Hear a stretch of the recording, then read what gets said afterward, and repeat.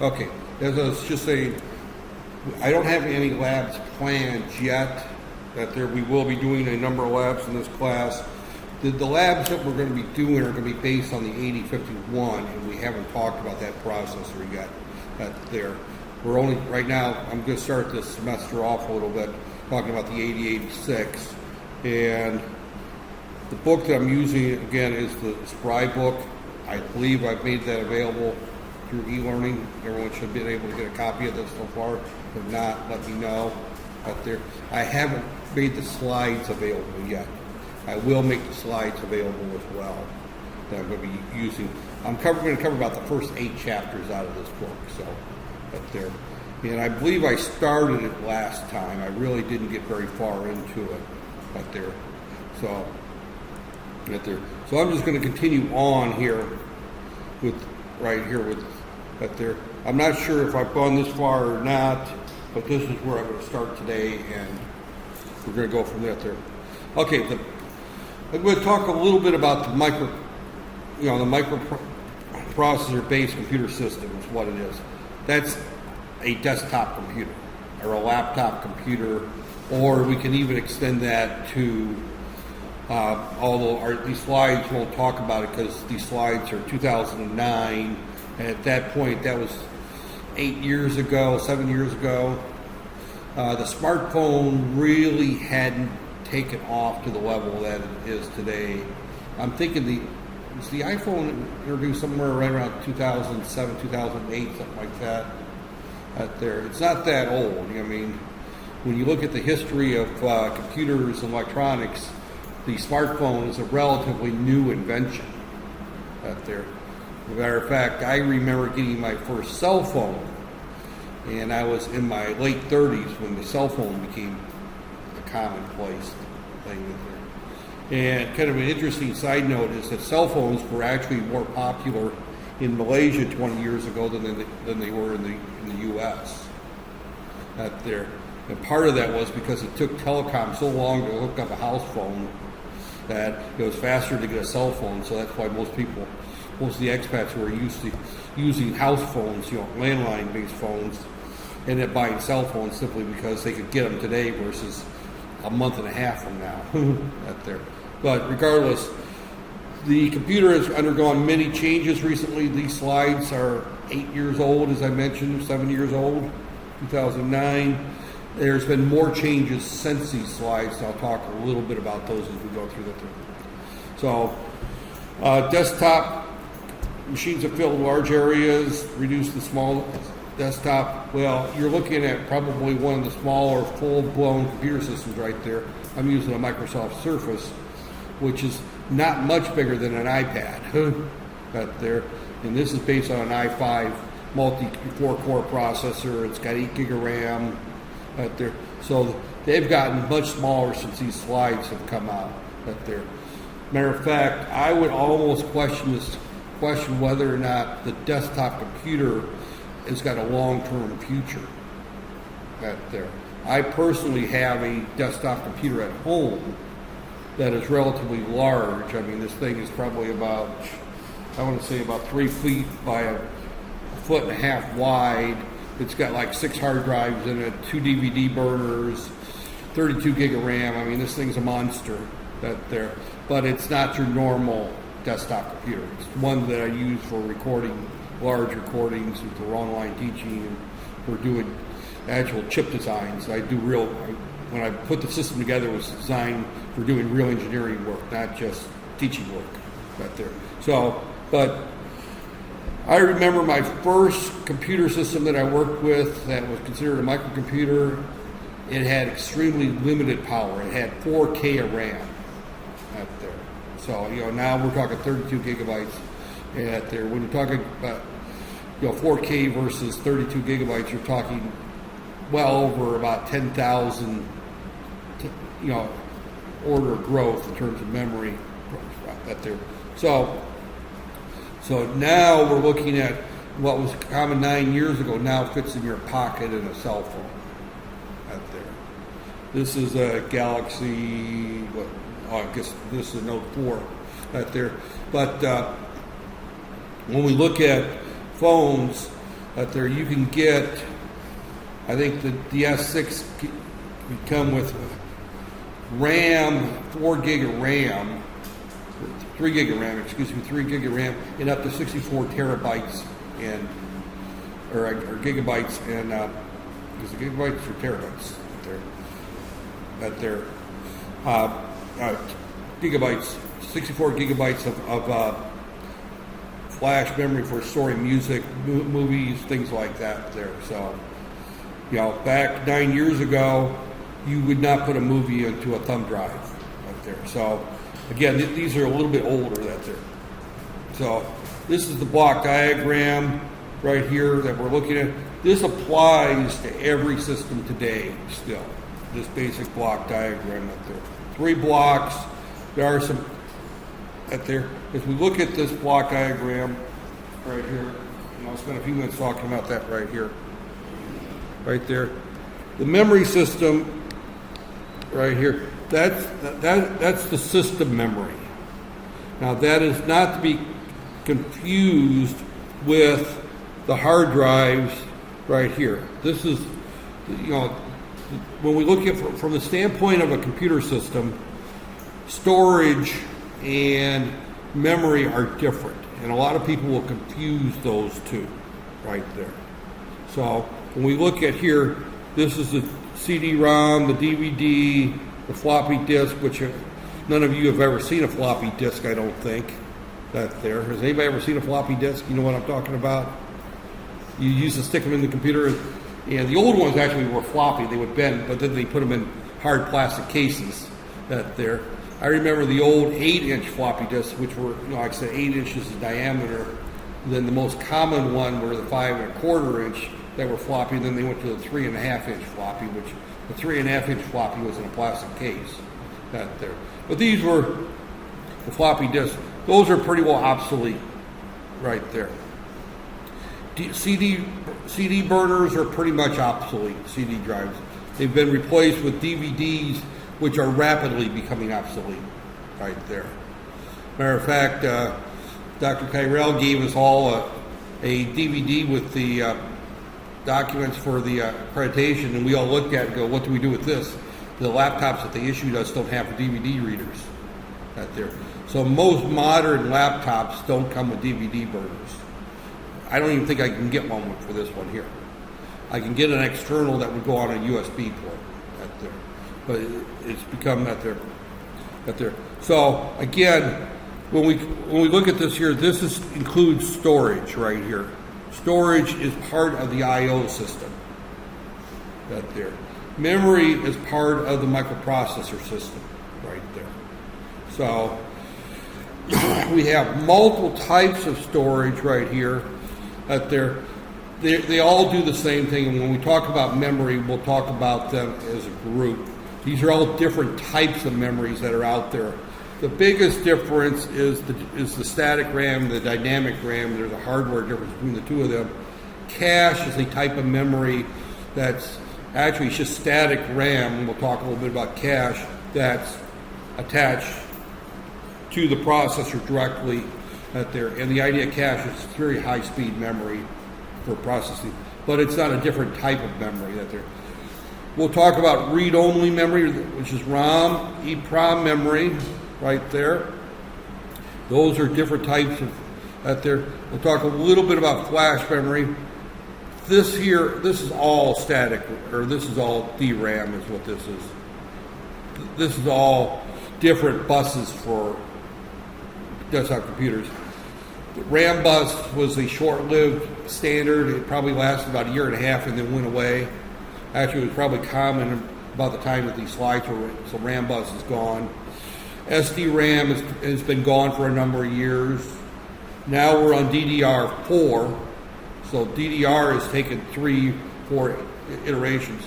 DDR3 is probably still the most popular DDR format. That there, DDR4 is only readable by the new Skylake Intel processors. The new motherboards will take DDR4. There, I have a Skylake, but I actually tried to reuse my own memory and discovered it wouldn't work, so I should have upgraded to DDR4 at that point. I had to buy new memory. I'm still using DDR3. But DDR is still a DRAM right there. It's still a type of DRAM. Same thing with RAM bus and SDRAM right there. But there, EEPROM, ROM, and static are different. So we'll talk about the different memory types that there. The processor, this is a huge list of all the Intel processors. That is a short list of all the processors out there. Intel is only one company that makes processors. Motorola is another company, and then of course there's a whole series of families of the ARM processors coming out. Probably the most common for mobile computing is the ARM processor. Desktop computing, Intel is probably still king right there. There's another company called AMW or AMD. Actually, there was a company back where I used to live that I did some work for called AMW. That's why I adapted microware, but AMD is the advanced micro devices. That they are a competitor to Intel, and they actually used to make pin-compatible chips with Intel there. And Intel has gone off on their own, and AMD has stopped trying to copy their chips. So now if you want to buy a motherboard, you have to specify whether you want an AMD motherboard or an Intel motherboard. But they're still competitors, but one used to be a direct copy of the other. In other words, I could take an Intel motherboard that was a 486 motherboard, and I could drop an AMD 486 into it, and it would work exactly the same. But ever since the Pentium family, AMD has stopped being pin compatible, and so you have to buy specific AMD processors. I'm not out there. I've used AMD for years, and I quit using them. This is actually my first build, the one that I just did about 3 months ago. That was not an AMD. AMD used to be the best bang for the dollar, or the ringgit, right there. They're probably half the price to a third the price of Intel processors of similar capacity. But since then, Intel has just gotten so fast and so much quicker that AMD doesn't keep up. So AMD is actually kind of concentrating more on the graphics chips. You're more likely there. But this is basically when we look at our basic microcomputer system, we're looking at three major blocks right there. Now, the motherboard is going to contain almost everything. When we look at a computer motherboard, and I will try to remember to bring in a motherboard from home out there. I don't think we got any spare ones laying around here where I could kind of show where all these things are on the system out there. Obviously, the printer, the drives, the mouse, the plotter, keyboard, monitor, tape backup, which nobody uses anymore, the scanner, and the DVD, those are not on the motherboard. What is on the motherboard, of course, are the interfaces to talk to all those right there. So everything, pretty much everything on this list is external to the motherboard, with the exception of serial communications, which is the key player right there. That's your USB ports or your serial ATA ports that talk to your drives and talk to your everything else right there. Those ports are on the motherboard, but all these other devices are external to the motherboard. The memory is attached to the motherboard. There's actually two or three types of memory on the motherboard, and we'll get into that in a little bit more detail. And then a processor or multiple processors in some cases are also attached to the motherboard. It's actually placed on the motherboard right there. So when we look at a microcomputer basis, memory. Okay, now that they're going back to this slide here, this is again an older slide, but what they're basically saying is that, in this book here, the Intel 8688 / all the way down to the Pentium Pro processors, Core 2 with core extensions, is actually a rewrite of a book that he wrote back in the 1980s. So there's a lot of very dated information in these slides in this book. It's still valid, but some of it is dated. And he talks about the IBM personal computer. The first 8086, 8088 based desktop computer that of any commercial popularity was the IBM PC 5150 desktop computer. I actually owned one of those back in the mid-80s. It was a very expensive machine. I bought mine in 1984, or was it 83? I paid, and I actually borrowed, I went to the bank and took out a personal loan to buy it. That they're just like you would buy a car. And at the time it cost close to what a car cost. Because I think I paid about $3,100 for the computer, the monitor, and the printer.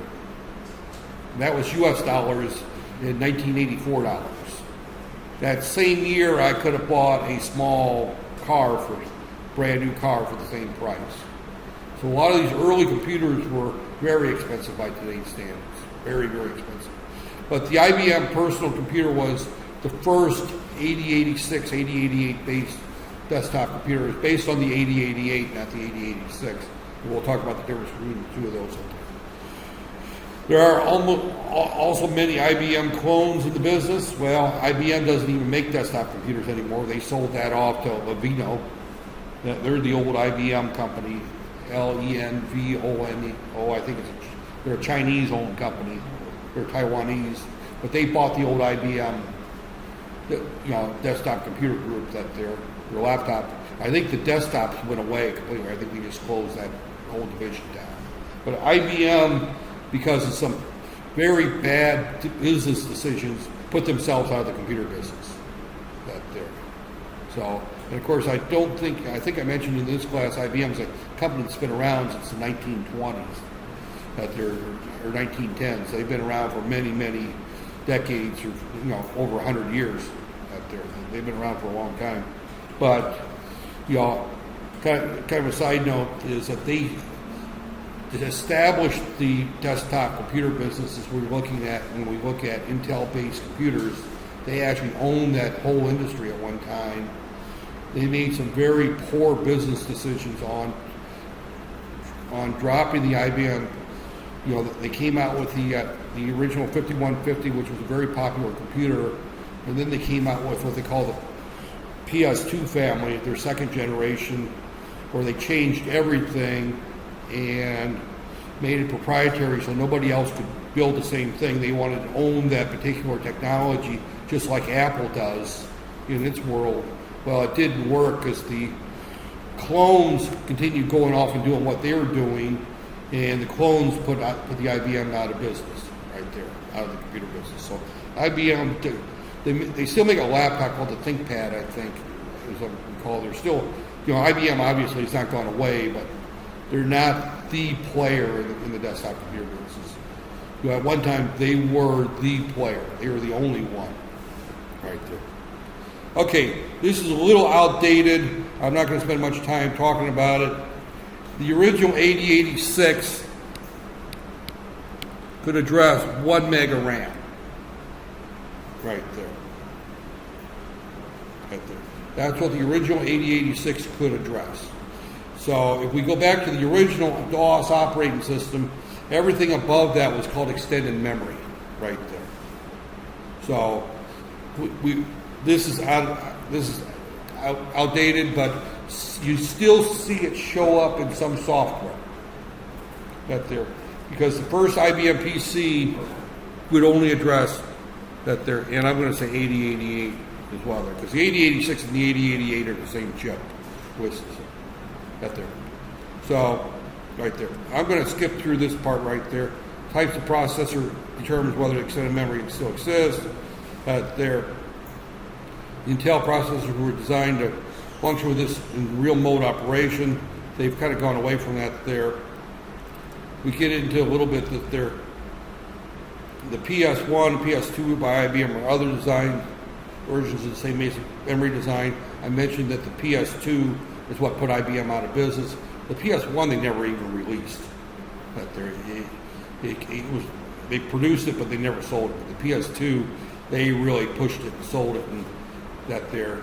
And if a company can ever drop a brick on their toe and break their foot, IBM did that there. Other companies have done similar dumb things, but IBM made a very foolish mistake, and if you read textbooks on poor business decisions, it's a classic case right there. So, they also call this industry standard ISA, which is not used anymore. Microchannel is also another name for that there, depending on that there.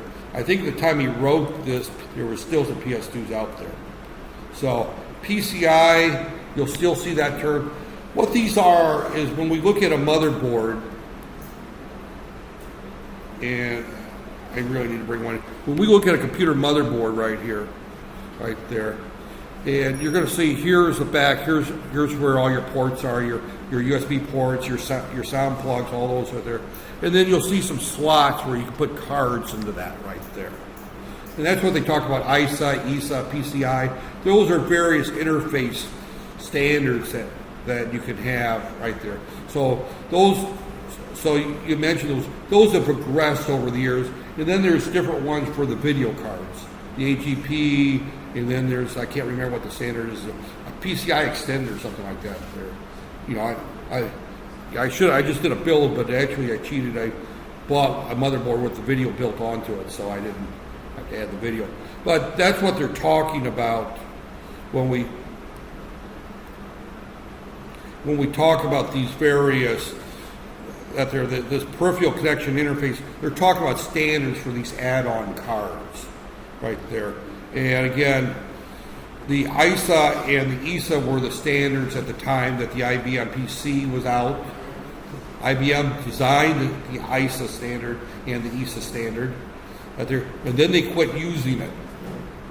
They designed it; it was well accepted by the industry, and then they turned right around and they said, "We're not going to use it anymore. We're going to use something called microchannel." So they dropped their own standard, and the problem came in that there is that ISA, ESA, and PCI are what they call open standards. They're open standards. I could go to the IEEE standard. IEEE is the Institute of Electrical and Electronic Engineers, and they're responsible for many of the standards that are in the electronics world today. If you hear something like an RS-232 interface or IEEE 488 bus, RJ45, you hear all these different terms. Those are all IEEE standards right there, interfaces. And ESA, ISA, and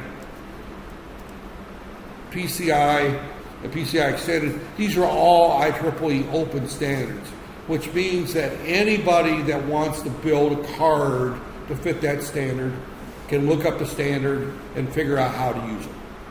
And they don't have to pay royalties. They don't have to do anything.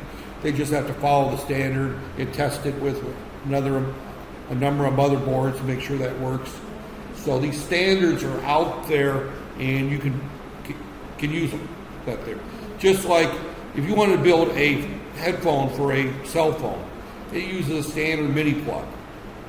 You can build mini plugs all day long. You look at the print, the diagram for a mini plug, and you build it. Nobody owns that design. It's an open design. The microchannel design, or the PS2, was a proprietary design. When I say proprietary, it means that IBM owned that standard. They designed it, and if I wanted to use it, I had to go to IBM and agree to pay them a fee, a royalty fee for doing that. And IBM made it quite difficult and quite expensive that there. And an example is I had a PS2 system. I didn't buy it with my own money. I wasn't that foolish or that rich that there. I should say I wasn't that rich that there. But my university bought, my office mate and I, we shared an office back then. They bought us a microchannel little PS2 computer to keep in our office for checking emails. This was before computers were cheap enough to buy everybody their own computer. So, we were ahead of the game. We got this. We actually had a computer in our office with two people in the office to share a computer because they were $4,000 at that time. So at there, and it was a PS2, and Ethernet was first coming out, which is the standard for plugging computers in. And we wanted to put a network card in our computer, because we had a PS2, our network card cost $230. Every other network card in the department, because they had an old IBM style out there, cost about $45. It was 4 to 5 times the cost to put the same card into a PS2 family. And that was because of the high rate that IBM was charging for their. Obviously, once people found out that if they wanted to put add-on cards, they were going to pay 4 or 5 times more, they wouldn't buy the microchannel. So microchannel just, and since they quit selling the others, IBM just left that business out there. But that was the big thing out there. So again, extended memory up to 15 megabytes, that there. Now we're talking that there, and now Pentium 4s we can have up to 64 gig, and now with the new i6 or i3 through i5s, you can go up to 128 gig of memory. I mean, you can easily, actually, you can get up into the terabytes of memory. The processor is no longer your limiting factor. So as I said, I've got 32 in my system. I'll be honest, unless you're doing video encoding or you're doing large scale PC board layouts or things like that, anything much more than about 4 to 8 gig is a waste in memory. I would say 8 gig if you're a gamer. I don't know, are you a gamer? You play video games? You can shake your head like you've been around computer systems. But if you're a gamer, then 8 gig of RAM might be enough. Might be needed. If you start getting up around 16 gig, you're talking for some serious computing power right there. You really, the average person who's checking email, watching YouTube videos, downloading stuff off of the BitTorrent sites, you're not going to use more than 8 gig of RAM. You're just not going. You're not going to use more than 4 most of the time. So the reason I've got so much is because I've used it for real work. I don't do it so much. I probably shouldn't have built it out to 32 gig because I'm used to having that, but I haven't done any real work since I've been here. When I say, I'm not saying not teaching is not real work. I'm talking about real design work for industry, for boards. That there. I haven't laid out any PC boards or had anything going into production since I've been here. So that there. So, but again, we get into this memory. Servers tend to use larger memory maps. That's not so much true anymore. Okay. The VESA local bus was a standard. It's kind of gone away. Actually, the VESA local bus was the interface the disk and the video. Most of the video has gone through the new standard, and I can't even remember what it's called right now. I just drew a blank here out there. And the serial ATA has taken over any of the interfacing to the any of the disk drives. It's called a serial ATA bus. Right there. So, recent modifications supporting 64 data bus has generated a little interest. Well, you can tell that's stated that they're almost all 64 data bus in desktop computers. Right there. PCI up there. 3 newer buses appeared. USB, and now you really tell this is old when he says that USB is a new interface right there. And USB 1, and now we're actually at USB 3.1 right there. So, and USB-C is also out there now. So actually USB-C is really USB 4. It's the 4th generation right there. So AGP graphics ports, those are already obsolete right there. So, again, I can't even remember what the newest standard is. And the new data buses are the PCI Express. Yeah, that's the new video card data bus right there. That's still being used. But there's PCI Express. I think it's on a generation 2 or 3 or something like that. So, and the serial ATA is the standard pretty much. Before that, there was an interface called IDE right there, which later people now started calling parallel ATA right there. They're really the same thing. It's a parallel interface to the hard drives and the disk controllers right there. And there's this move from parallel to serial has some logical reasons why it's been done. And I'm going to deviate. How am I on time here? I'm going to deviate a little bit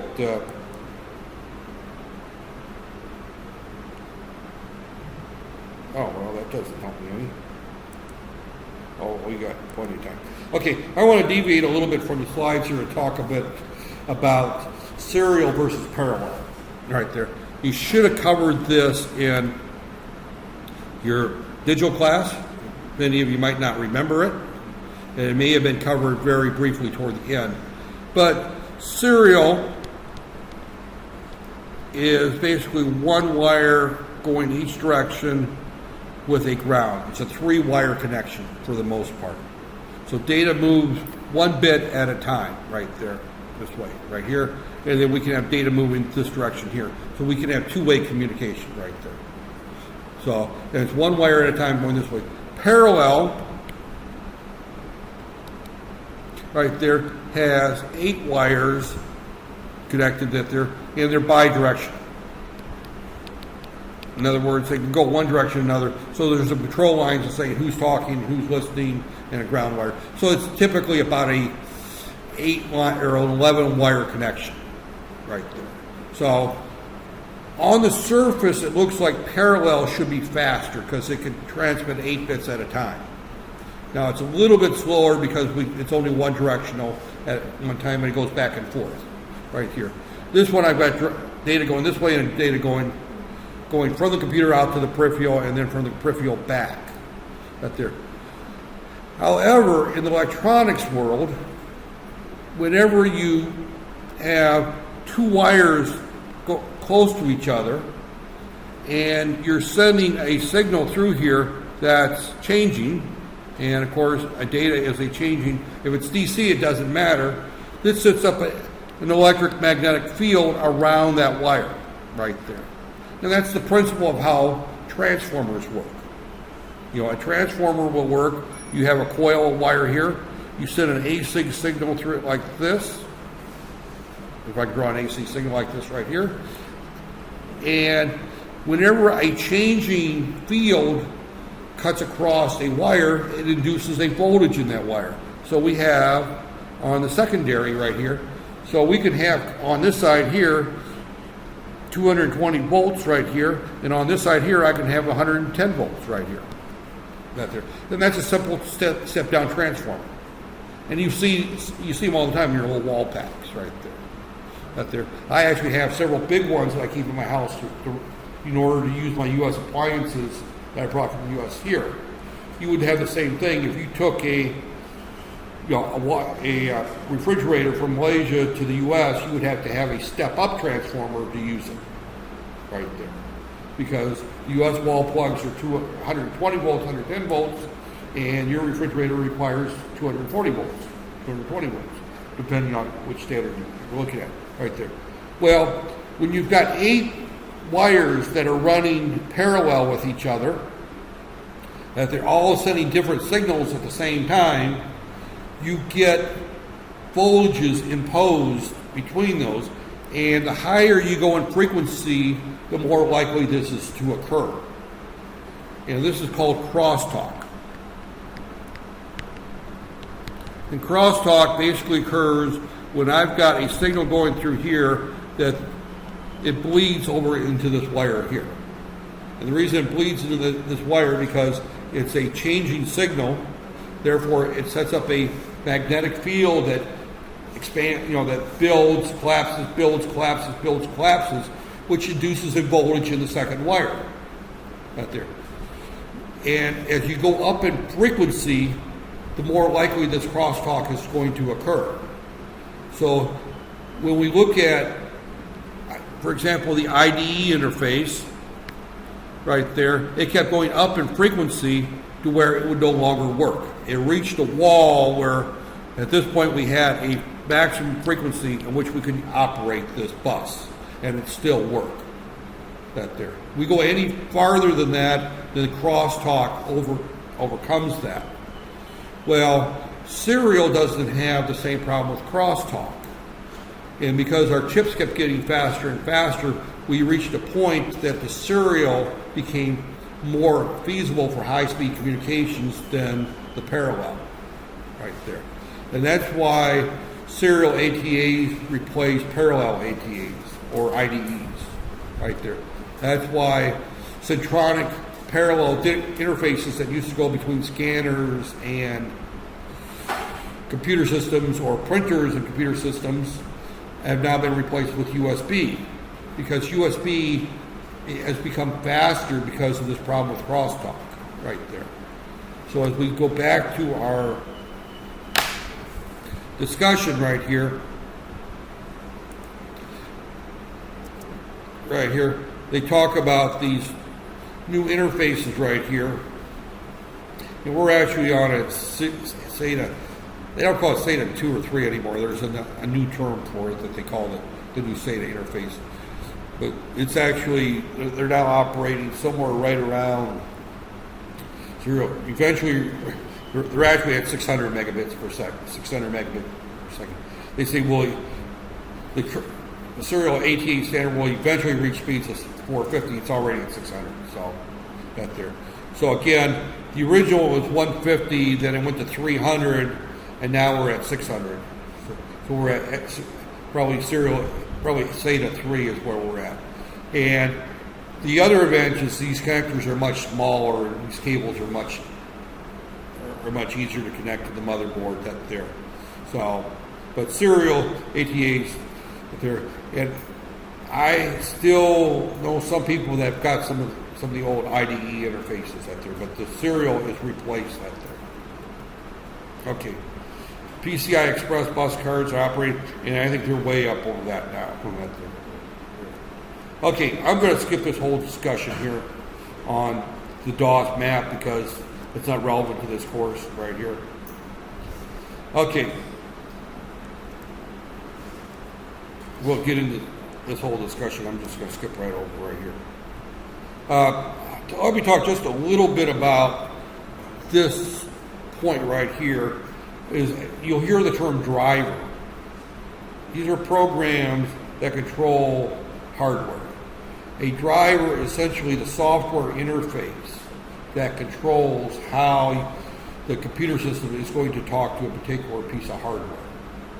So if I plug in, like when we plug in our little programmers for our 8051 microcontrollers, there has to exist a driver for that particular hardware so that the program that we're running can talk to the hardware through the operating system.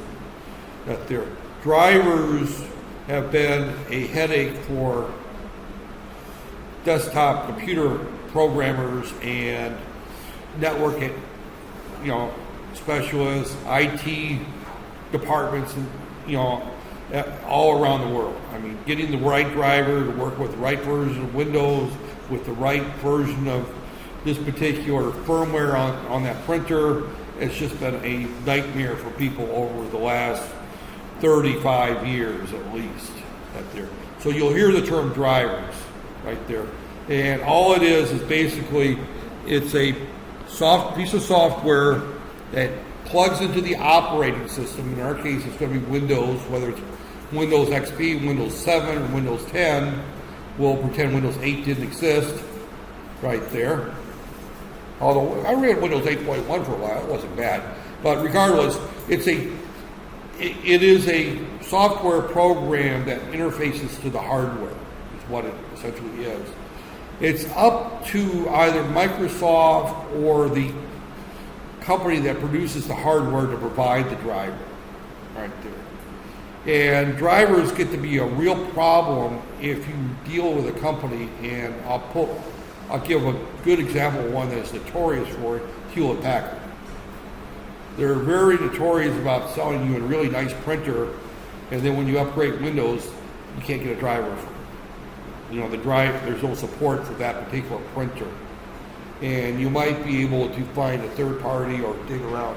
But that is, I have replaced more equipment over the years in terms of printers and scanners because of driver compatibility issues than I have because the devices themselves broke down. I had a beautiful print scanner. I loved that scanner. It was an old Hewlett-Packard scanner. It worked great.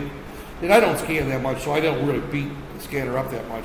And that thing probably would have lasted me 10 years because I didn't, I don't scan that much, and it did a more than adequate job. But I upgraded from Windows 7 Scanner goes in the trash can. Worked perfectly fine, but they didn't have a Windows 7 driver. You know, I had an old HP 1012 printer, worked great. Windows 8 wouldn't be supported with it. Right there. I actually got that one to still work. Actually, I threw that one away when it didn't survive the shipping to Malaysia. You know, it bounced around in the shipping container too much out there.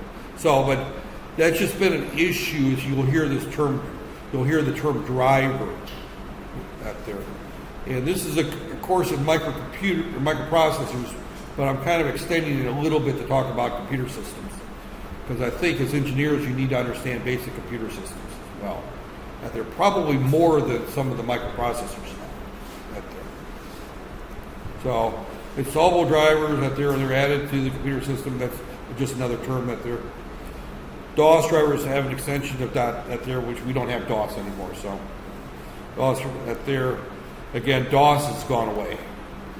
That there, although not used, still execute even that there, and we won't. That there, regedit, we're not going to get into regedit. Command processor, we're not going to get into any of that. There. We'll skip all this right here. At there, and this is just kind of an early memory map right there, and it's kind of an interesting memory map in the sense that this is the system map that they're, and you'll notice right here that we've got something at the top of memory called the BIOS system ROM. Now that still exists today on all motherboards. It's probably at a different address. I don't know what the address is. I haven't kept track of this memory map. But when you first power up your system, it goes to what they call the BIOS. BIOS stands for Basic Input-Output System. This is the bootstrap program that's built into the motherboard that tells it to go out and look at a particular hard drive, a particular thumb drive, or something to load in the operating system. Right there. So when we look at a desktop computer, you've got the hardware, which is your processor, your memory, and your motherboard out there. And then you've got your operating system that loads onto that, and that is what gives your computer its particular behavior. Now when we talk about a desktop computer or a laptop computer, for most of it's Windows. Now I'm a huge fan of another operating system called Linux, right there, which is an open source operating system. There's Debian, there's Fedora, there's Red Hat, there's different flavors of Linux. But Linux is actually an offshoot of an old operating system put out by Bell Laboratories called Unix, right there. But Linux is a competitor to Windows. It has a much better price tag. It's free. You can just download it and put it onto a thumb drive and install it on any computer. It comes with pretty much everything you need, including a version of Windows, a version of Office. It has OpenOffice or LibreOffice with it. It's got almost all the software you need is free for it. So if you want to run pirated software and if you want to run something that's very, very cheap, Linux is the way to go. It's also much more stable. It is much more stable. It doesn't have the problems that there. So, but the BIOS is common whether you're running Linux or whether you're running Windows, right there. Now, if you have a Macintosh, there's a program called Boot Camp, which enables you to load Windows onto a Macintosh and run Windows that there. There's also computer programs out there called virtual machines, right there. VMware's one. Parallels one for Windows or Mac machines, and they allow you to run multiple operating systems on the same computers simultaneously. So I can have Linux running in a window and have Windows running in another window, and I can have Mac OS running in a third window. Mac OS only runs on Macintoshes, but if I have a Mac, I can run Windows on it and Linux and Mac OS. I actually did that on a computer that I had back at my old campus. I had a 27-inch iMac with an i7, and I ran Windows on it, and I ran Mac OS, and I ran Linux. I had all 3 operating systems running simultaneously. Depending on what I wanted to do, I could run, I could run multiple. A lot of software developers use virtual machine managers to test their software on various machines up there. So, and how am I doing on time? Because I look around the room and I'm seeing people dozing off. And I'm not going to pick on those of you that are dozing off, but I realize this is 8 o'clock class in a very warm, muggy room out there. And this is very exciting material to everybody, right? Out there. Actually, this is more exciting than some of the, when we get into the assembly language programming out there. Okay, display again has, going back to the slide here, we had, the early machines had BASIC built onto the operating system. It was built into the ROM. They did away with that many, many years ago. We also have an area where the video is set aside. That memory is actually normally set aside in the memory map, and it's on the video graphics card right there. It's not on the motherboard. In some cases, it's shared right there. Okay, right there. So, getting right there, I'm going to skip all this right here. Right there, top, that there. This actually, this system BIOS ROM, that used to be a ROM. ROM stands for read-only memory. Out there, most motherboards now come with what they call flash ROM, which means that you can update the BIOS. That there, and the reason that you want to be able to update the BIOS is as new technologies comes along. If the hardware will support it, they can change the BIOS to support, new hardware, new changes that there. Sometimes they have to update the BIOS when a new version of Windows comes out to support that there. But out there, and and you'll hear the term firmware, and I'll talk about firmware a lot later on in the semester. Firmware is actually the software inside of a hardware device. So if you look at a DVD burner, it's actually got a microcontroller in it, and its own processor, and its own computer, and it's got its own code, and that's called the firmware for that DVD burner out there. If you have a DVD player in your home, it's got firmware that can be updated from time to time. Quite often you'll see if you've got, I've got HIP TV, and what's the cable company that, not Astro, the internet provider, but Unify. I got Unify. And every now and then you'll see a message pop up saying updating your box. It's updating the firmware inside the card that there. So firmware is a type of ROM, but it's in what they call flash memory. It can be reprogrammed out there. So a lot of what he talks about system ROM, when he wrote these slides, system ROMs were cast in stone. Once you put on a motherboard, that BIOS was there forever, unless you took and a screwdriver and pulled the chip out and put a new chip in, or unsoldered the chip. Most of them were soldered in and soldered a new chip in, but that there. So again, the first part contains programs to set up the computer. Again, that's what goes out and gets the operating system. That's what tells it to go out and pull in Linux and install Linux, or go pull in Windows and install Windows onto the computer. That's why you can have more than one operating system on a computer right there. Second part controls the basic I/O. That's what talks to the serial ports, talks to the parallel ports, talks to the graphics ports. So the second part controls that there. So again, modern computers use a different than DOS. That's obvious. I'm not going to get into that there. This is not a course on Windows. That there. I/O space allows computers to communicate with the outside world. Later on, we'll talk about what they call I/O space. That an I/O port address is similar, but every device has to have an address. Now, back in the early days, in any type of microprocessor system we're going to talk about in this class, each port has a unique address. When we're talking about Windows-based systems that are using USB, it's a dynamic address. In other words, when I plug in a USB device, it may not have the same address every time, because Windows will assign it a port address at that particular point I plug it in, right there. The one thing that USB has done for us is allowed us to dynamically install and uninstall devices to our computer without shutting it down and rebooting. Can you imagine every time you want to plug in a USB thumb drive, you had to shut your computer down and bring it back up? That's the way it used to be. That's the way it used to be. Anytime you wanted to put anything onto your computer, you shut everything down, you put in the new hardware, you powered it back up. Now you just plug it in. You can do what they call a hot swap. You can plug in the USB card, pop it back out. Plug in another one, pop it back out.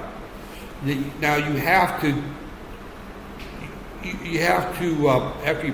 before you plug it out, you have to eject it or safely remove it, and that's because Windows tends to not write everything to your USB card at the time you tell it to write. It leaves it sit in a buffer and does it in the background. And when you tell it to safely remove, that tells Windows to go and finish up writing to the card and close the files. Otherwise, you may lose what you were working on. Sometimes it works great, sometimes it doesn't. I've pulled out thumb drives without ejecting them, never a problem. And then sometimes I pull them out, the next time I plug them into a computer, they're completely wiped out. But the I/O space is just not there. This is kind of a list of various I/O ports.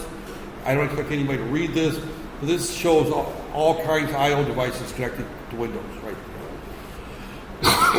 there. And you can see what address is here and what device is here. So 0000 to 000C7F is the PCI bus, for example. And this is just up there. And I'm just kind of skipping through this. All right, I think I'm going to stop right here. This is where our course really takes off. This is kind of a background of Windows and where things are going. We got a lot of background material that I'm covering before I really get to the heart of things. And it's not reviewed because I know you haven't seen most of this but it's important material is when we start And keep in mind that when some of you go out and you work as an engineer, you're going to be considered the technical person in many of your teams. And the technical person is the one who's supposed to understand computers. And an electrical engineer, by definition, understands power distribution, cabling, generation, motors, and that. And they don't understand computers. But you're the engineer, and the engineers are supposed to know something about computers. And depending on the company you go to work for, makes a big difference on where you fit into the organization in terms of tech support. I've had students that have gone to work for very large companies. I've worked mostly for large companies where, we had an IT team. So the quote, the plant engineer or the production engineer or whatever they call the engineer that took care of the factory floor and the PLC machines and the motors and the cables, the wiring going to the plant. He wasn't expected to fix the computers. And then I've been in smaller companies where we didn't have an IT department, and the engineer was expected to figure out how to, the CEO bought a new desktop computer. Well, where's the plant engineer? Have him go ahead and hook this thing up and get it running for me. So there's kind of an expectation of an engineer to have technical skills over and beyond their specialty. And I also have seen over the years a lot of engineers that graduate with a background in, say, power and machinery, and they end up doing software design. You don't know where your career is going to take you. And given today's world, I don't think you can know too much about basic desktop computers or laptop computer setups or Windows. It's an important skill, that everybody that's going to have a technical position should have.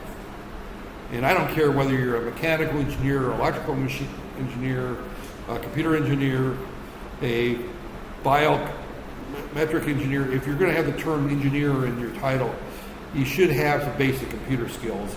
And when I say basic computer skills, I don't mean turning it on and running PowerPoint. I mean, how do you install Windows and get Windows to work on a machine? How do you get a new printer to interface? These are basic skills that anybody with a technical degree should have some of right there. That's just my feeling, and I get that. And I get that when I look at graduates from all kinds. And I was chair of the construction engineering technology program, and we forced our students to learn computer skills. That there. And these are people that are going to go out to a building site and determine how much sand to put in concrete.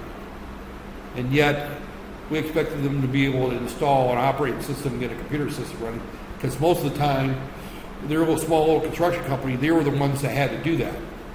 Out there, they were the engineers, so they also had to be the IT department. Out there. Now, obviously, they would call a real IT person when they got it over their head. Out there, but it is one of those cases. So I will talk a little bit about computers in this class, as well with microprocessors out there. So that there. So with that said, I'm going to kind of I've talked less than an hour, but yeah, out there. I am sorry for you guys sitting right there by the window. I see 3 of you doze off in the last 10 minutes out there.